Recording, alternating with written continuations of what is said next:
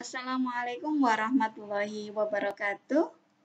Hai anak-anakku, bertemu lagi dengan Bu Aulia di sini. Nah, pada kesempatan kali ini kita akan sama-sama membahas tentang prokrastinasi akademik. Apa saja yang akan dibahas pada pertemuan kali ini? Yang pertama, terkait tujuan layanan bimbingan konseling. Yang kedua, pengertian prokrastinasi akademik. Yang ketiga, faktor penyebab prokrastinasi. Yang keempat, ciri-ciri prokrastinator. Yang kelima, dampak prokrastinasi akademik. Dan yang terakhir, yang keenam, yaitu cara mengatasi prokrastinasi. Layanan bimbingan konseling yang diberikan pada kesempatan kali ini yaitu layanan informasi yang bertujuan untuk mengetahui faktor dan dampak prokrastinasi akademik serta memahami cara menghindarkan diri dari prokrastinasi akademik. Nah, anak-anakku, pernahkah kalian mendengar istilah prokrastinasi akademik sebelumnya?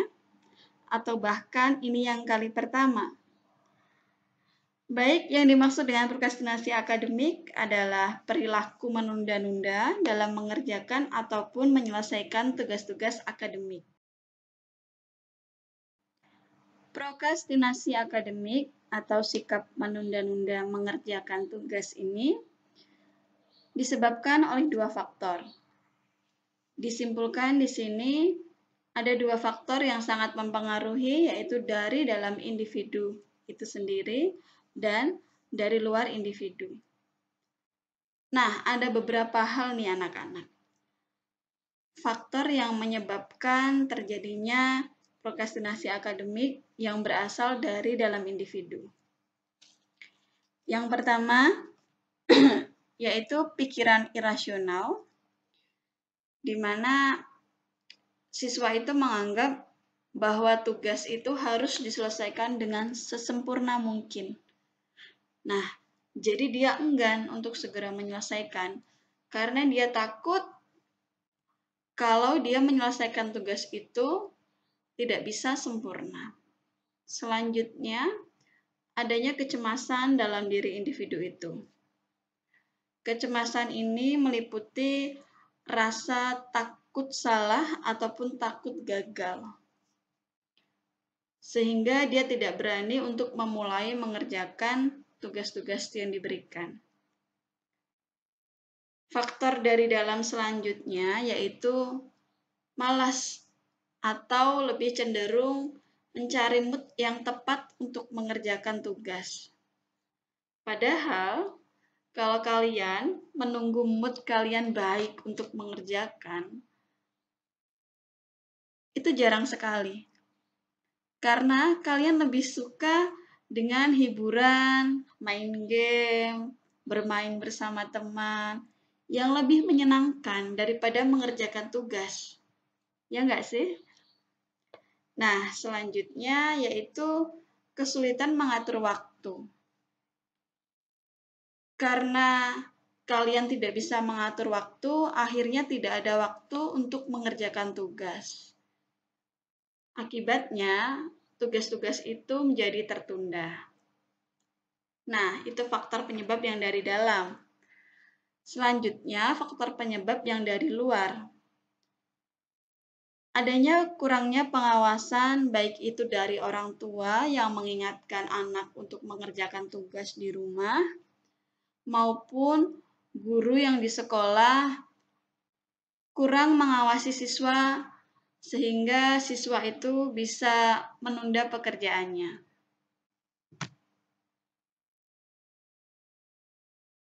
Nah, saya punya pertanyaan nih buat kalian. Kira-kira kalian termasuk prokrastinator nggak? Prokrastinator itu orang yang menunda-nunda melakukan pekerjaan atau menyelesaikan tugas. Nah, untuk ciri-cirinya ada beberapa. Yang pertama yaitu suka menunda mengerjakan tugas.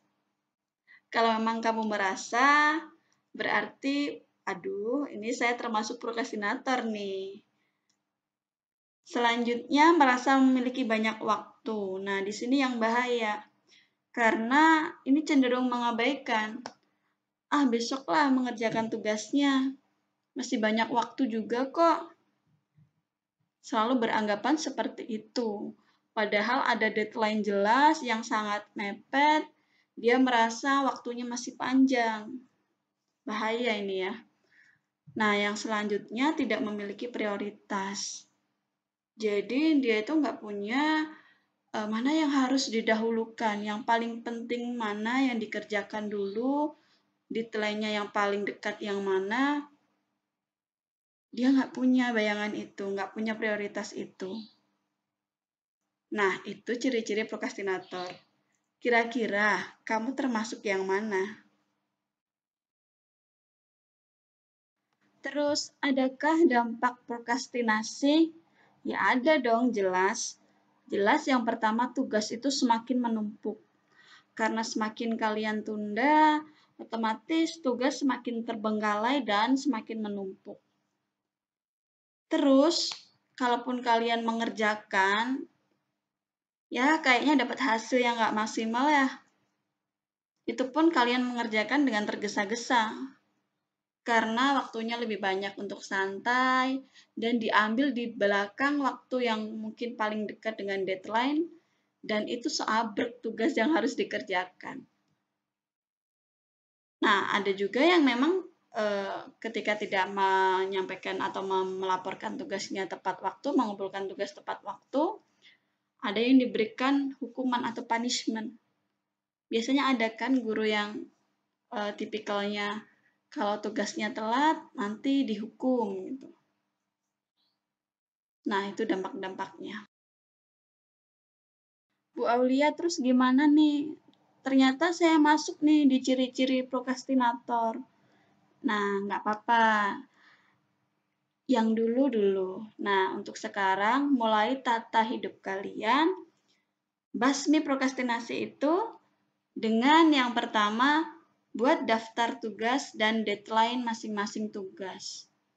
Jadi setiap kali ada tugas, kalian langsung catat itu, deadline-nya kapan kalian catat, biar tidak lupa, biar kalian bisa melihat lagi tugasnya apa saja.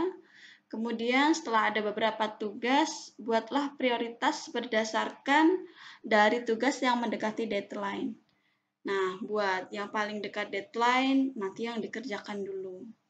Dikerjakan sesuai dengan urutan prioritas. Kemudian, sesekalilah memberikan penghargaan atau reward pada diri kalian sendiri, jika berhasil menyelesaikan tepat waktu tentunya.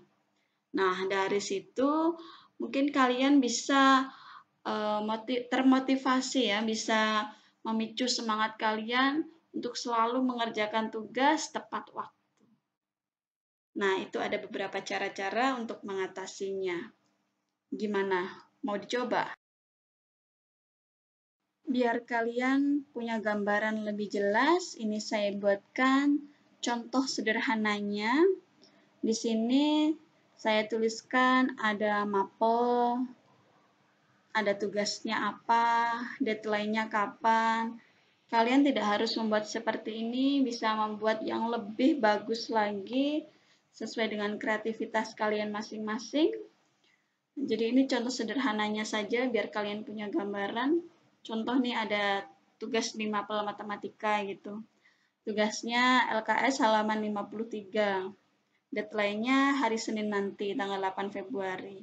Nah, itu dan lain-lain. Setiap kali ada tugas, dicantumkan, nanti dibikin prioritas.